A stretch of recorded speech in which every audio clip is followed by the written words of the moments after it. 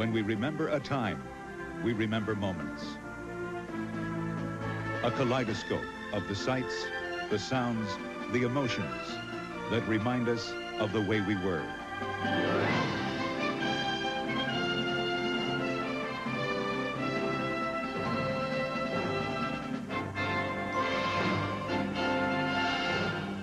Our world. It's about time. Here are Linda Ellerby and Ray Gandolf. For the next hour, think of your television set as a time machine. Buckle up tight and maybe turn down the volume. Where we're going tonight, it's loud and dangerous. Welcome to a few extraordinary weeks in 1968.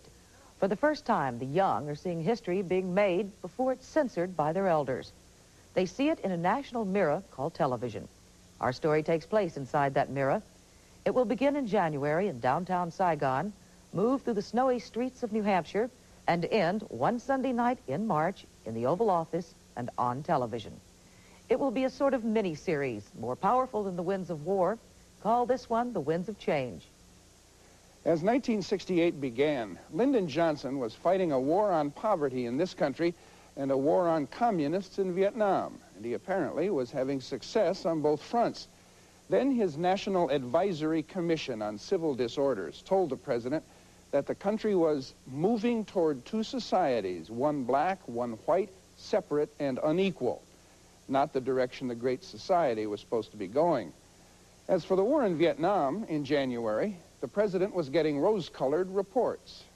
I said it here, I said it earlier this morning to the members of Congress. We're making steady progress in Vietnam. I am absolutely certain that whereas in 1965 the enemy was winning, today he is certainly losing. The enemy has been defeated in battle after battle. Strange days have found us. Strange days have tracked us down. In Vietnam, in early January, 500,000 Americans are fighting the enemy and fighting him on his own turf, in the jungles, the rivers, and the rice paddies. The American government likes to say we have broken the back of the enemy, but there is a sense this January that something is about to happen. Documents captured at Dak To recently indicate the North Vietnamese and Viet Cong may be beginning a new phase of all-out war. We knew there was going to be a big attack.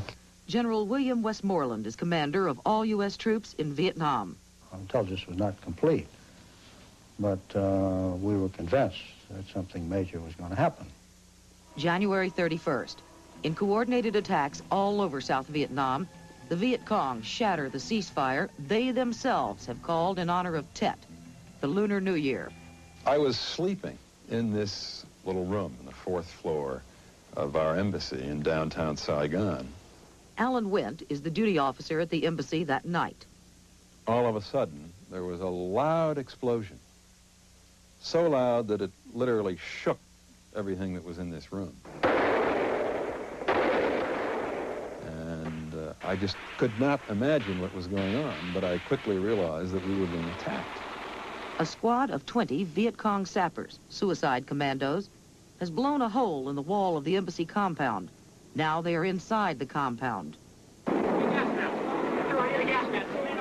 As a small contingent of MPs and Marine Guards keep them at bay, Wendt gets an urgent call from Washington. The call is from the State Department Situation Room. The caller is Philip Habib. He began to tell me as much as he knew from his limited point of view. It was quite clear that he needed a little bit of calming down, as you can imagine, and I wouldn't blame him. He was quite excited. He said to me, "Alan, what the hell's going on out there?" And I held up the phone and said, "Phil, listen to it." And just when I did that, another rocket thudded into the building, so he could actually hear what was going on. There's machine gun fire now. No one seems to know here how many. A tremendous explosion in the compound. Don North is covering the embassy attack for ABC News. Some of the most dramatic gunplay, I suppose, was when one of the embassy officers had a grease gun and edged up to the window very, very carefully because he knew they were heavily armed sappers, reached the grease gun in without aiming and just sprayed it around inside the room. And moments later, Colonel Jacobson turned up inside the building, but unarmed. And someone threw him a forward pass of a .45 automatic, and he killed the last sapper alive in the embassy at that time.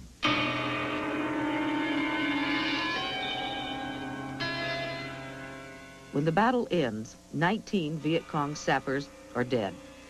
5 Americans are dead, but the commandos never made it inside the embassy building itself. So I went up to the top of the building, inspected every floor on the way down. When I came out of the building, it was about the largest concentration of media that I have ever seen. And I said, there have been some setbacks around the country, but this is going to result in a big defeat of the enemy. And they looked at me as if I didn't have all my faculties. He always popped up to somehow put a good face on whatever was happening. But the reality at this time just didn't wash with what the general was telling us.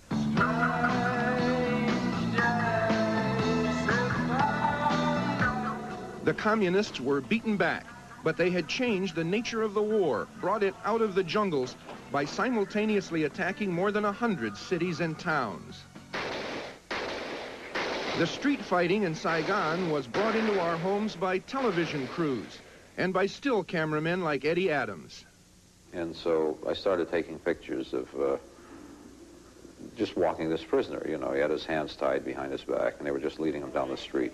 And I was standing there just watching what they were doing, and all of a sudden, General Luan, who was then a colonel, he was and I didn't know who he was at the time. He was actually a full colonel and the chief of police for South Vietnam.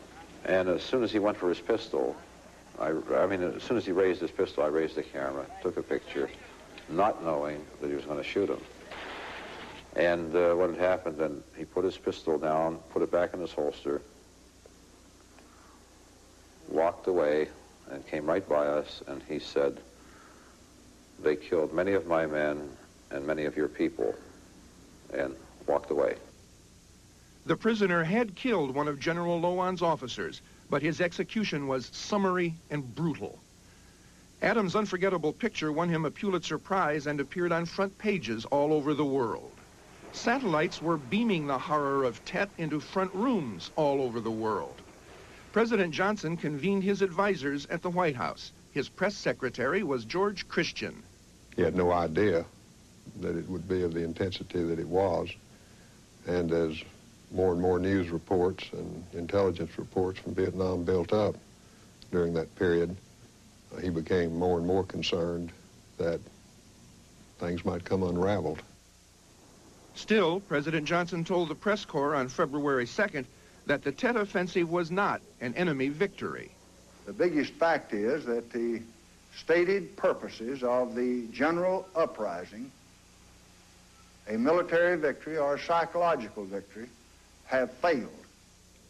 Hugh Sidey covered that White House briefing for Life magazine. And I can remember precisely when the Tet Offensive struck. I mean, here you have a handful of troops that can bring explosives and attack the American embassy, and then they claim that they're winning this war and they've defeated the enemy. And we just said, it's obvious things are worse than anybody knows. Jack Valenti was no longer a White House aide, but he remained a confidant of the president. We blew the North Vietnamese